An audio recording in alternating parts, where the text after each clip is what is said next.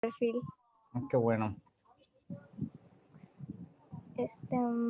Por lo menos me escucho cortada.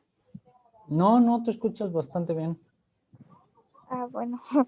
Bueno, si escucho cortada luego es porque está lloviendo por acá. Sí, por acá también está lloviendo. Por acá también está lloviendo. Ok.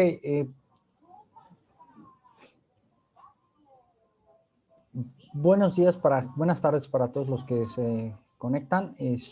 Voy a ponerles en la pantalla el ejercicio que presentaron sus compañeros el fin de semana para aquellos quienes no pudieron presentar la prueba de desempeño. Entonces, les voy a pedir por favor que me ayuden en este ejercicio de retroalimentación. Los que no puedan contestar de manera oral lo pueden hacer de manera escrita. Quienes no contesten ni de manera oral ni de manera escrita, con la pena los voy a tener que sacar de la sesión, ¿sí? Porque significa que no están presentes. ¿Ok? Así es que vamos a comenzar.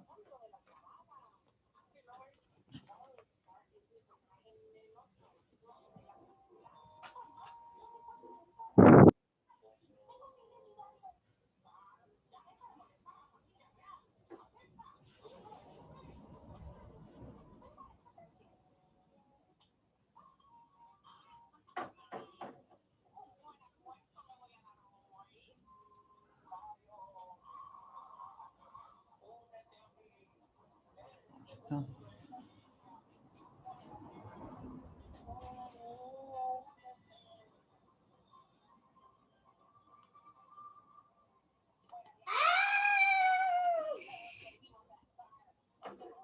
La primera, por orden de aparición, eres tú, Tania. Dice, en 1838, de Faudis abandonó su misión diplomática en México y regresó a Francia para volver al poco tiempo, con lo cual inició, ¿qué suceso, Tania?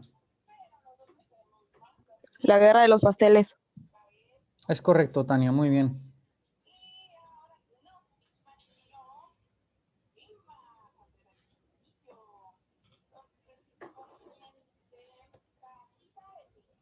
Jade. Ya te ven, Jade. Dice, en el nombre de describe la división que sufrió el Estado mexicano al contender dos gobiernos, uno conservador y otro liberal. ¿De qué estamos hablando?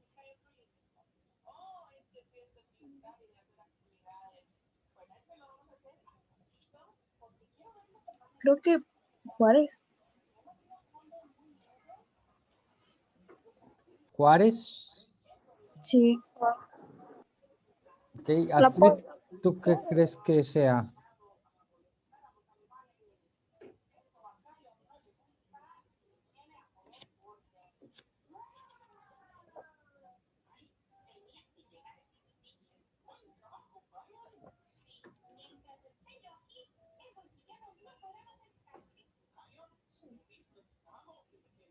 Astrid, No escuché. ¿Qué pasó? ¿cuál sería? El nombre de espacio describe la división que sufrió el Estado mexicano al contender dos gobiernos, uno conservador y otro liberal.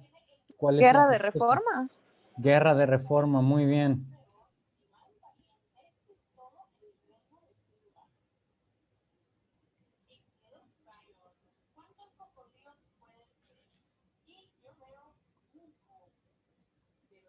Aislinn.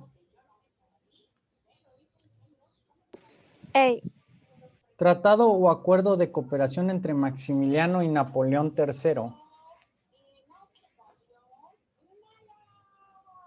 Tratado de Miramar. Es correcto, Aislinn.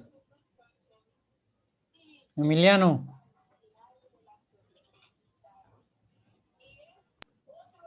Sí, profe. Fueron los motivos por los que Napoleón III retiró el apoyo militar al Imperio Mexicano.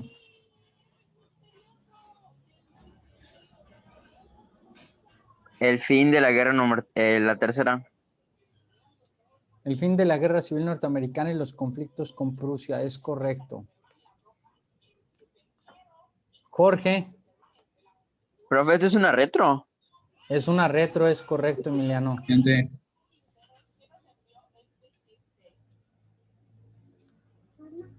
Jorge. Jorge se le fue. sí, profe, Ah, ya te veo, Jorge. aquí ando. Dice, año en que los republicanos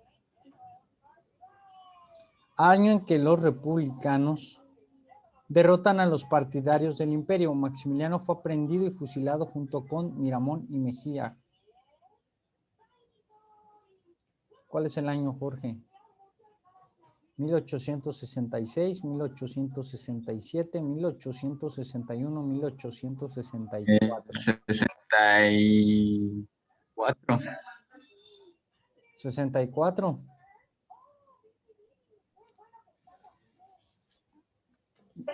Joanse Chan, Sí, maestro. ¿cuál es, Jafet? 1867. 1867 es correcto, Jafet. 1864 es cuando llega Napoleón. 1867 es cuando fusilan a Napoleón. Abigail Bencomo, muy bien, Abby, 1867.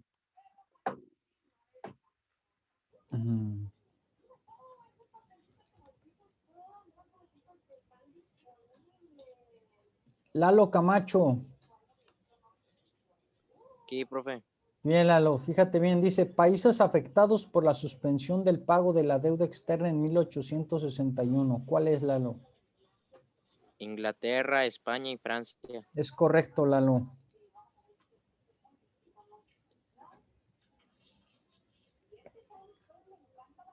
Kevin. Tras la toma de la Ciudad de México del ejército norteamericano del general Scott, México se rinde y se da la firma de, repito, tras la toma de la Ciudad de México.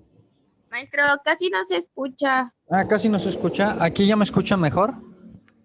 Ya, se estaba cortando trabado su audio. O sea, se está escuchando trabado su audio. Sí, es que supuestamente lo puse arriba para que se escuchara y creo que quedó muy abajo.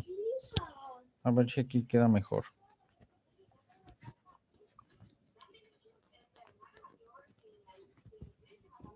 ¿Aquí se escucha mejor? Sí, Sí. maestro. Ok. Dice, tras la toma de la Ciudad de México del ejército norteamericano del general Scott, México se rinde y se da la firma de Tratado de la Concordia, Tratado de Versalles, Tratado de Guadalupe Hidalgo, Tratado de Velasco, Plan de Tuxtepec. ¿Cuál es? Tratado de Guadalupe Hidalgo.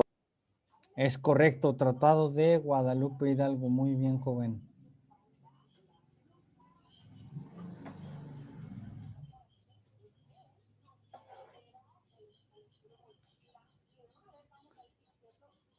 Carrillo.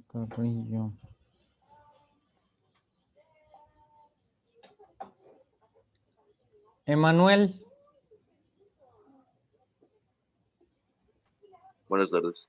Hola, Emanuel, buenas tardes. Fíjate bien, dice, el espacio permitió destituir a Santana del poder. Este fue realizado por Juan Álvarez Ignacio Comonfort el 4 de marzo de 1854. ¿Cuál es, Emanuel? El plan de Ayutla. El plan de Ayutla. Muy bien, Emanuel. Van bastante bien, chicuelos. Me da mucho gusto. Annalise. Fíjate bien, Annalise.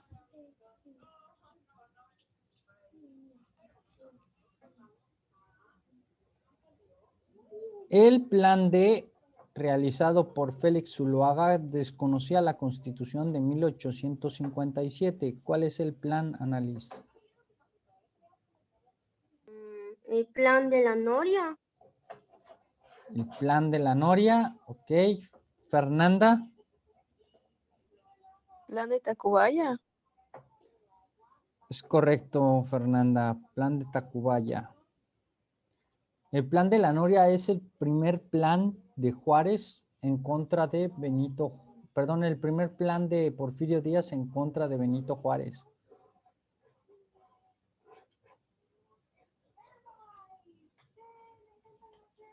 Adirem,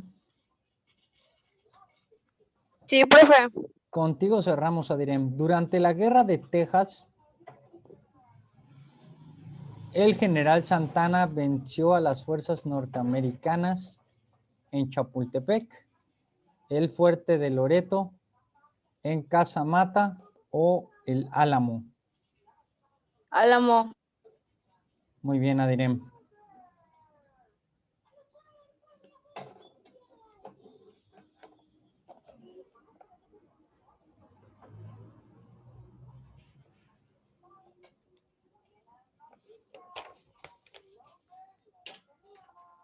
Muy bien. No estaba tan difícil, ¿verdad? El examen. Estaba sencillo. No, Aquí maestro, lo- lo que pasa es Una que, de pues, completar las usted ya, oraciones. ¿Qué pasó? A ver. Primero escucho a Abigail y después a Tania. ¿Qué pasó, Abby? A mí me tocó, maestro, yo presenté el examen 3 veces, eso le iba a decir, porque la segunda vez, cuando usted dijo que ya lo volvíamos a presentar, Ajá. entré a la plataforma, estaba presentando y me quedé a la cuarta pregunta y se atoró. Y cuando ya volvió a agarrar, ya había terminado el tiempo. En la tercera ya es cuando lo hice. Ok. Y yo le presenté 2, maestro. De hecho, Ok. creo que sí le dije porque me cerró Sí. en la 8ª pregunta. Sí, de Y hecho ya. me salen los intentos. Profe, yo creo que el que subió a la plataforma, el de Classroom, yo que no lo presenté porque, pues el de la plataforma sí lo acabé, pero no sé si tiene las respuestas. Ok, Emiliano. Tania. nada, maestro, le iba a decir que estaba fácil porque, pues, usted como que nos da las fechas y los acontecimientos específicos, entonces no se dificulta tanto así. Sí, porque poner día, fecha, mes, está complicado. Ajá, es como que revuelve eso. Sí. Sí, ya es más fácil porque ya lo ubicas en el año y dices, no, pues en este año apenas acaba de llegar, no, en este año no había pasado esto, pero sí, así es fácil aprender la historia, no tanto, les digo, yo por lo general no me aprendo las fechas, batallo mucho para aprenderme las fechas. Yo las únicas fechas que me aprendo son mi fecha de mi cumpleaños y la fecha del cumpleaños de mi hija. Pero bueno, ya hay algunas fechas que sí son fáciles de entender, pero por ejemplo, fecha de la batalla tal, pues sobre todo si no es muy emblemática, se me complica. Es más fácil para mí sacarlo a relación con los años. Pero yo prefiero platicar o que ustedes sepan los hechos a las fechas. Ahora, bueno, dejamos de lado lo que fue la retroalimentación y vamos a hablar de lo que fue el porfiriato. Ya leímos la clase anterior una primera parte de lo que fue el porfiriato, ¿sí? La primera parte de análisis del porfiriato es esta primera etapa en la cual Porfirio Díaz se erige por primera vez como presidente de México y llega a la presidencia con su mentalidad, su ideología del sufragio efectivo, no reelección, ¿sí? Él estaba en contra de la reelección al principio. Y así lo hace ver en su primer periodo de gobierno. Cumple su primer mandato y dice, bueno, yo ya fui presidente, gracias por participar. Y el que sigue. Y entonces el que sigue la presidencia es su compadre Manuel González, pero pues todavía sigue teniendo días como que relaciona el poder, porque aunque estaba Manuel González como presidente, pues Díaz era el que le decía más o menos cómo gobernar. Entonces, al final de cuentas, el que estaba sentado en la silla era González, pero el presidente era Porfirio. Entonces, sale Manuel González y se vuelve a perfilar la candidatura Porfirio Díaz. Pero una vez que se lanza Porfirio Díaz, se vuelve a ganar las elecciones y queda electo como presidente de México. Y a partir de ahí, pues Díaz va a empezar a buscar la manera de modificar a través de las leyes el hecho de que pudiera haber una segunda oportunidad, es decir, que pudiera haber una reelección y así consecutivamente hasta que al final del periodo, la última reelección de Díaz, que es la sexta, él convence, al final de cuentas, Díaz tenía un peso político impresionante y al final termina por convencer a los conservadores y a los liberales para que el Congreso decida modificar el tiempo dentro de la presidencia y de 4 años convertirlo a 6 años. Entonces, del periodo de 1904 al periodo de 1910 es el primer periodo ya considerado como un sexenio. Todos los anteriores habían sido cuatrienios. Entonces, de 1904 a 1910, pues entonces es el último periodo que se manifiesta Porfirio Díaz como presidente. Ya el periodo de 1910 al de 1916 gana las elecciones Díaz, pero es cuando estalla la Revolución Mexicana. La Revolución Mexicana estalla por el descontento de las elecciones, el resultado de las elecciones de 1910, con el cual surge el famoso Plan de San Luis, que lo vamos a ver más adelante cuando veamos ya en sí lo que es la Revolución Mexicana. Pero entonces, durante estos 30 años que Díaz está en el poder, está marcado su gobierno porque su gabinete, ¿qué es el gabinete? El gabinete es el grupo de políticos que van a estar apegados al presidente y que van a tener un cargo en específico, alguna secretaría en específico. Y entonces, pues este gabinete va a estar consolidado por un grupo que se le llamó el grupo de los científicos, que eran pues hombres que estaban relacionados con la ciencia, con la tecnología y que eran conocidos de Díaz. Junto con Porfirio, estos personajes se van a hacer viejos en el poder. Estamos hablando que en promedio, entre 20 y 10 años, son los que van a estar estos personajes en las diferentes secretarías que se les van a estar asignadas. Y entonces el gobierno de Díaz, que en un principio era un gobierno distinto, un gobierno radical, con el paso de los años se convirtió en un gobierno que se le llamó una gerontocracia. Gerontocracia significa gobierno de viejos, ¿sí? Hablamos que Porfirio Díaz llegó a la presidencia con más de 40 años, 43, 44. Y entonces si se aventó 30 años en el poder, échele más de 70 años llegó a tener Porfirio Díaz cuando fue presidente en sus últimos periodos. Y entonces dicen que los viejos cuando crecen se vuelven testarudos, se vuelven necios.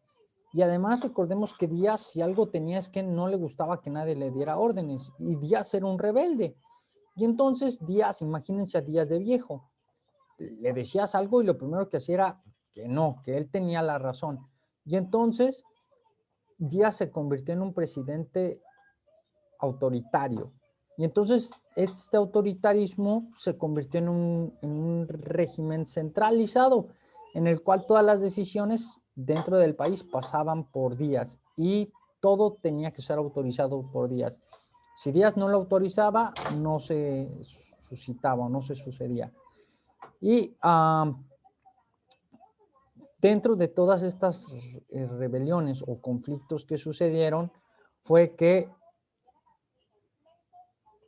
muchos personajes ligados a la política, pues aceptaban que Díaz estuviera en el poder. ¿Por qué? Porque al final de cuentas, Díaz logró obtener la aceptación de los políticos, tanto liberales como conservadores, durante sus 30 años de poder. Tan es así que en las elecciones de 1904, cuando se presentó Porfirio Díaz como candidato, perdón, de 1900 a 1904, cuando se levantó como candidato Porfirio Díaz, no había otro candidato. ¿Por qué? Porque no había nadie más con el peso político de Díaz, porque tanto conservadores como liberales lo apoyaban. ¿Y por qué apoyaban a Díaz? Porque aunque no estuvieran ellos sentados en el poder, ellos tenían privilegios. La clase política gozaba de privilegios y entonces estaban contentos. ¿Por qué? Porque Díaz no hacía diferencias. Díaz le daba tanto oportunidad a los liberales como le daba oportunidad a los conservadores.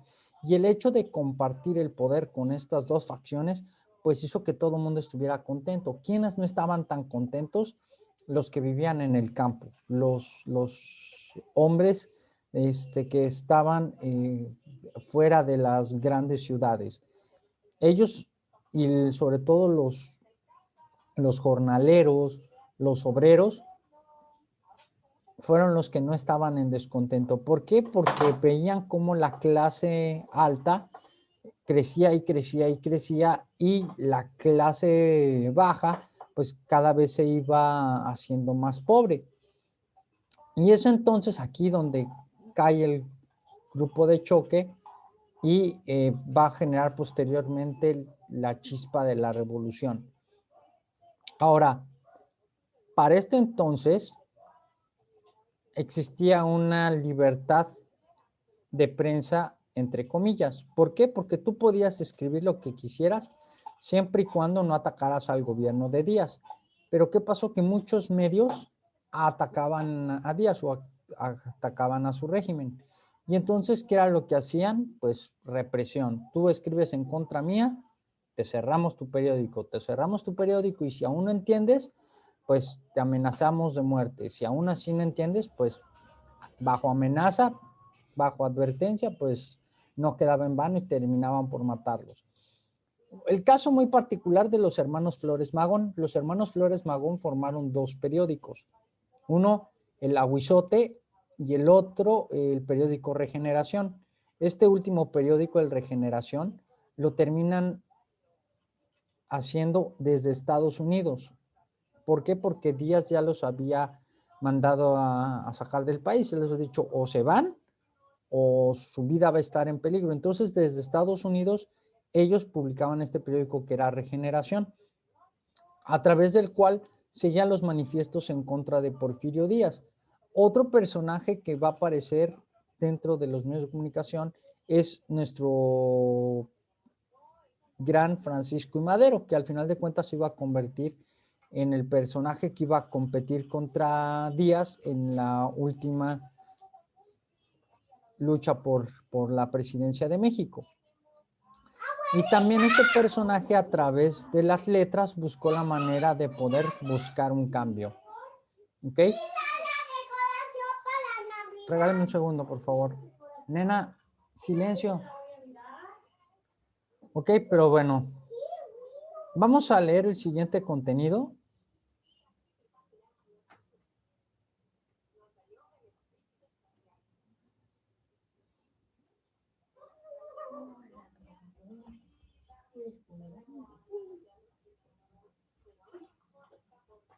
Acaba de comer. Segunda etapa. Mario, Adrián, Pat, ¿me puedes ayudar a leer, por favor?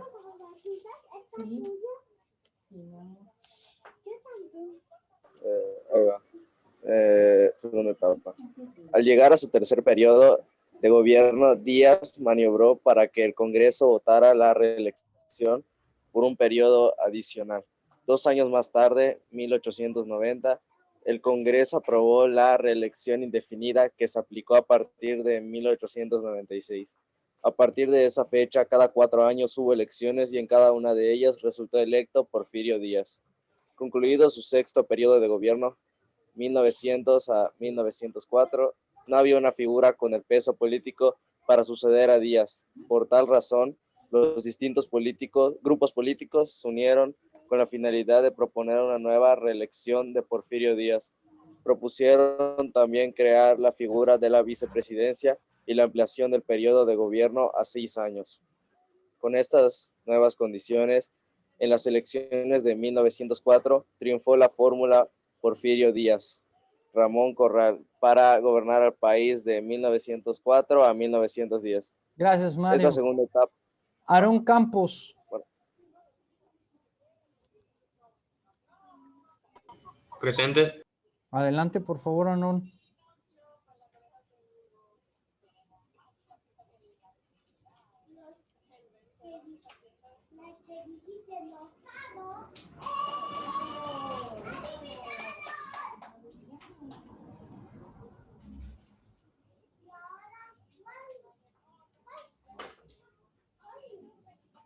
Aarón, te escuchamos.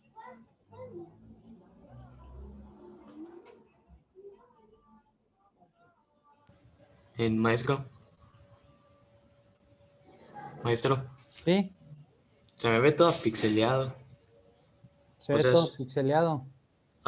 no me agarra bien lo que dice. Ok, Lo leo, maestro. por favor, hija. Esta segunda etapa se caracterizó por un acentuado centralismo y porque el gobierno era cada vez más personalista y autoritario. El mismo modelo autócrata se repetía en todos los estados de la República, con los gobernadores, los jefes políticos y los jefes militares. De don Porfirio dependían todas las decisiones importantes en todo el país. Díaz se rodeó de una élite política e intelectual, personas que calificaban como científicos, por lo que acabaron por ser conocidos con ese sobrenombre. El gobierno estaba identificado con la ideología positivista, la cual afirmaba que a través de la ciencia y la técnica se lograría una prosperidad generalizada. Gracias, Avi. De nada, maestro. Evelyn Canto. Ya voy. Se quedó de ahí que el lema de su gobierno fuera paz y progreso, basada en las ideas del positivismo y el individualismo, pero muy alejados de la justicia social.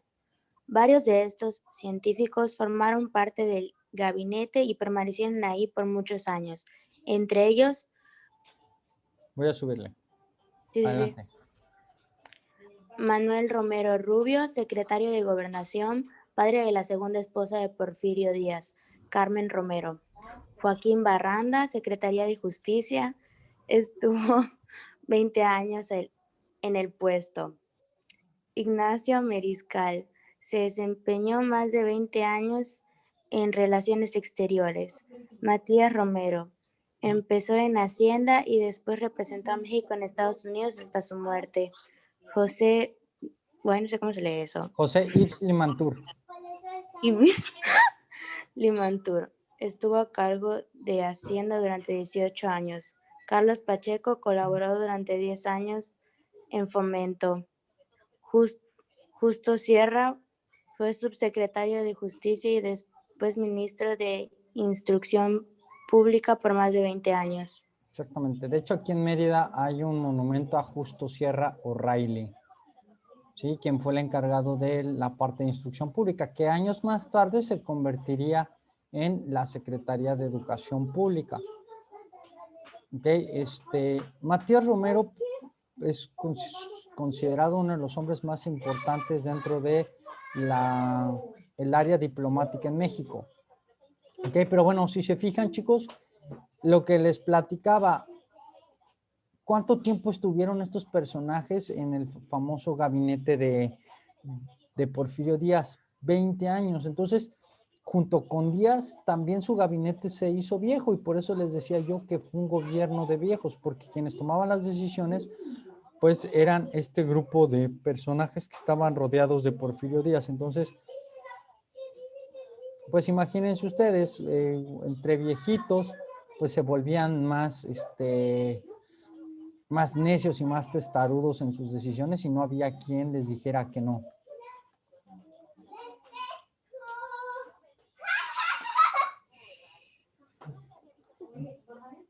Julio Valentino, ¿estás por ahí, Julio?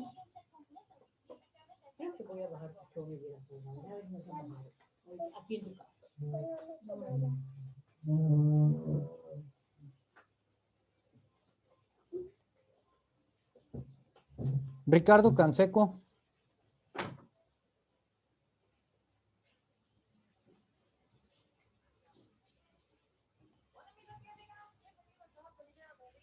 Telma Canché. Sí, presente. Adelante, Telma, continúa, por favor. En esta época la lucha de manera adicional.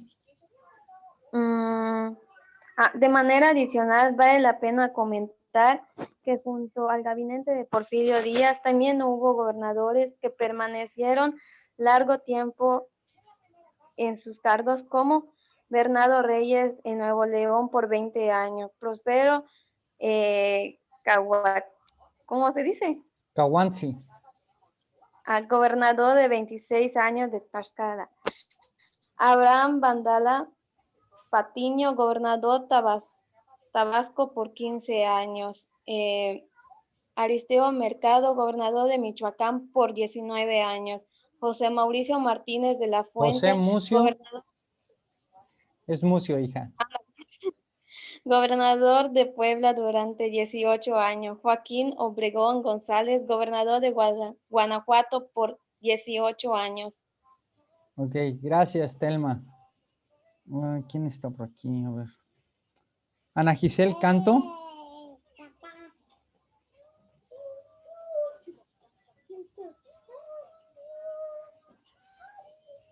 Ana Giselle.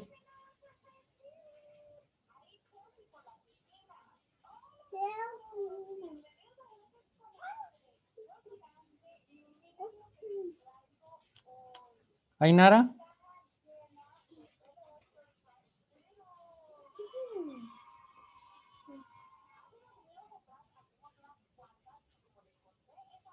Andrés ¿Qué leo? Chávez. ¿Le sabías qué? Sí, por favor, Ainara.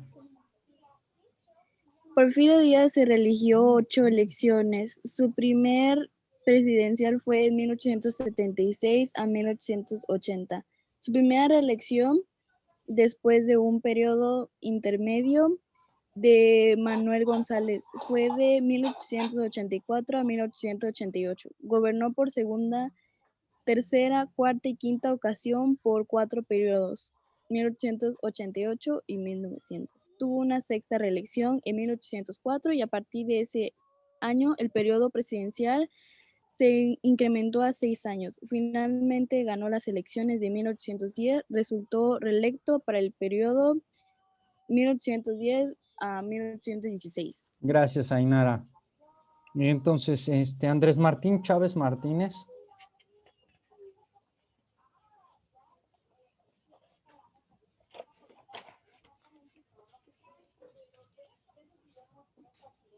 Eduardo Manuel Chía Sueta. Sí, Continúa, en esta Eduardo. época, la Sí. lucha ideológica contra el régimen porfirista se daba en la prensa. Circulaban muchos periódicos y algunos fueron combatidos por el gobierno. A pesar de que afirmaba que había libertad de prensa, entre otros periódicos podemos mencionar los siguientes. Diario del Hogar, publicado de 1881 a 1912 y fundado por Filomeno Mata. Filomeno Su Mata. tendencia, sí, su tendencia era anti-eleccionista. En un principio apoyó el gobierno de Díaz, pero después lo atacó fuertemente. Llegó a ser un importante espacio de opinión de los liberales. El hijo de Ahuizote, fundado en 1885. En 1902 los hermanos Ricardo y Enrique Flores Magón se hicieron cargo del periódico para atacar duramente al gobierno y aprovechar para difundir las ideas anarquistas y revolucionarias. José de Guadalupe Posada colaboraba con sus caricaturas en este diario, El Imparcial, que se publicó de 1896 a 1914. Uno de los fundadores fue Tomás Bravnik, empresario estadounidense de la industria del papel.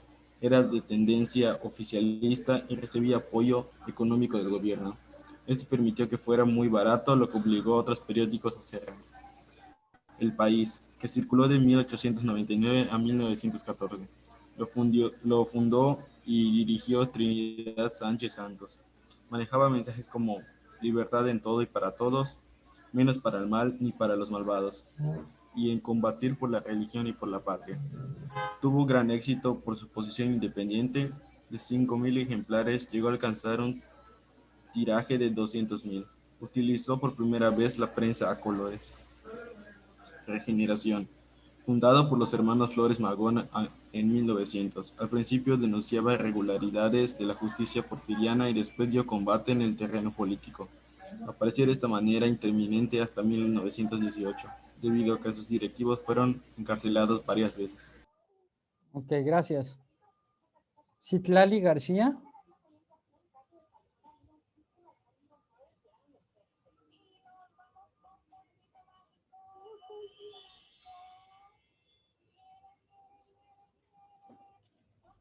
¿No está Citlali?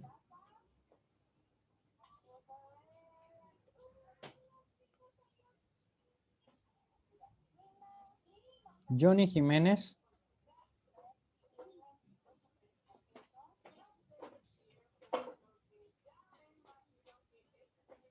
Eduardo Padilla.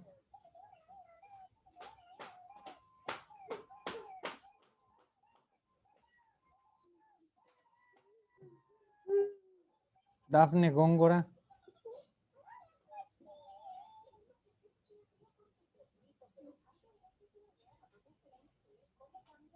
Montalvo Cardeña.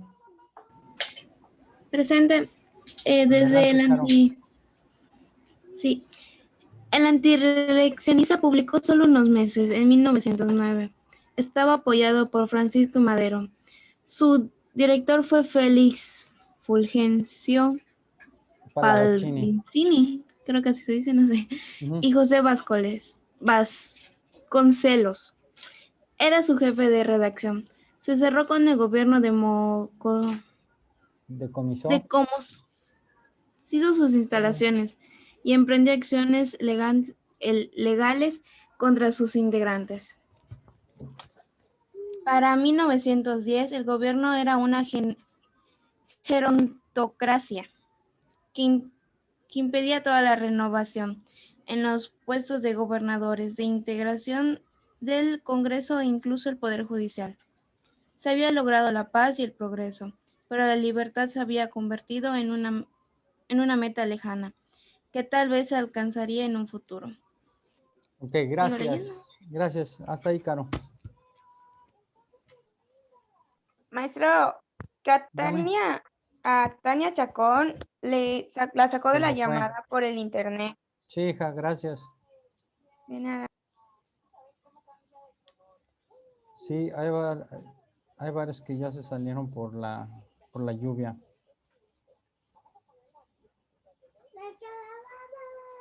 Ok, entonces, como pudimos ver, como pudimos leer, pues el segundo periodo de Díaz fue un periodo en el cual a simples rasgos... ¿Qué pasó, Telma?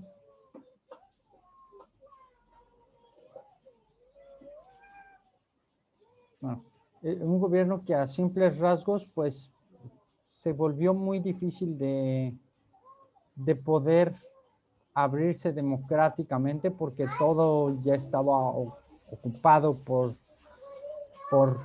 el gabinete de Díaz, ya estaban afianzados, ya eran hombres de confianza de Díaz y entonces el poder en las diferentes esferas del gobierno pues ya estaban dominadas por este grupo de los llamados científicos, ¿no? Que vimos con el paso de tiempo se fueron haciendo viejos, al igual que Díaz, y pues al final de cuentas no soltaban el poder, ni los gobernadores, ni los secretarios dentro del gabinete de Porfirio Díaz. ¿Okay? Les voy a dejar una serie de lecturas para que lean en su casa, y el día viernes que tenemos la próxima sesión, si mal lo recuerdo, déjame lo checo.